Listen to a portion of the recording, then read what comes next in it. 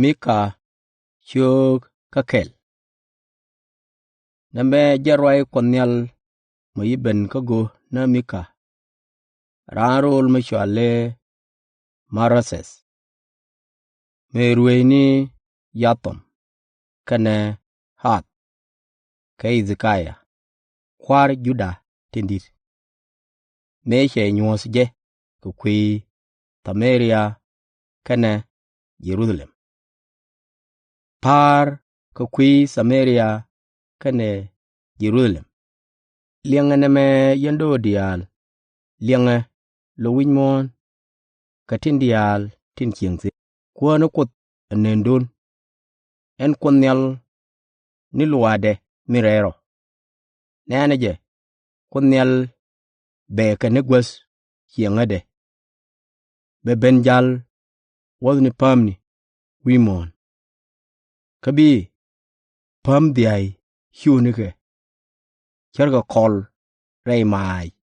Kabi lolo roba. Charga piu. Tia woi.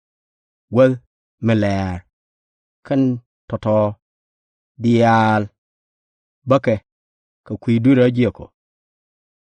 Kana dwer. Tin chalet.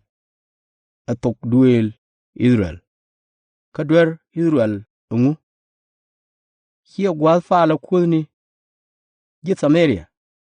Ka dwer. Tuwa duel Juda ungu. Hia gwal faala kuzni. Jit Jerusalem. Ka kuye mogan. Ba Samaria.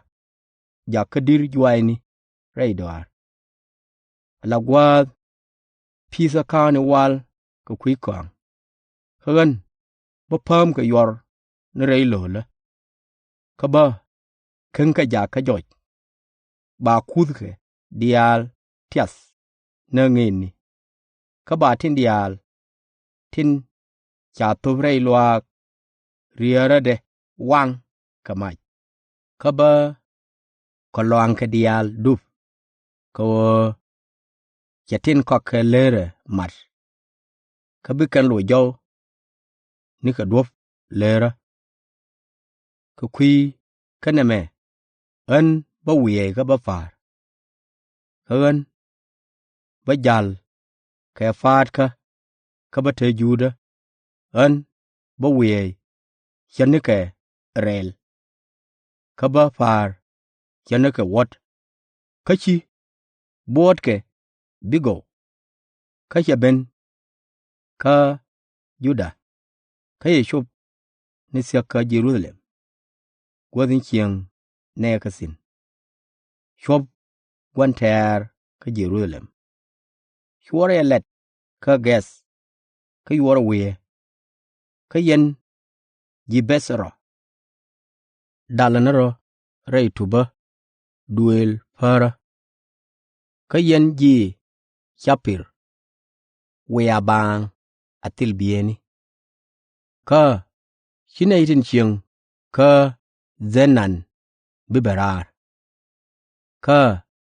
Ji. Bethdel. Parge. Tilagwal. Loka enwini. Kana itin chiang. Ka. Medros. Lieb ka lwag. Abek. Ka woji konyal. Dagnong tiaka. Jerusalem.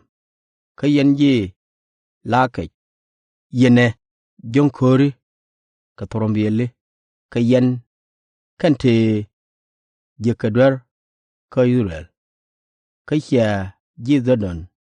Chujaka dur. Ka kuyama. Biyan muj. Dakapin. Tuf. Jimaras. Gas. Kabewi. Agdib. Ate kanke. Kwar. Israel. Ka yen ji. Mo.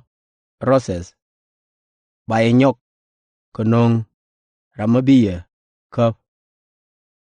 Kabe wat Israel. Wa. Ka. Adulam. Ka. More was kun. Ka kuipara. Gan kun. Tena. Moiro. Wok. Kierga nyungul. Ka wo. Bagat kun. Nang. Pesha.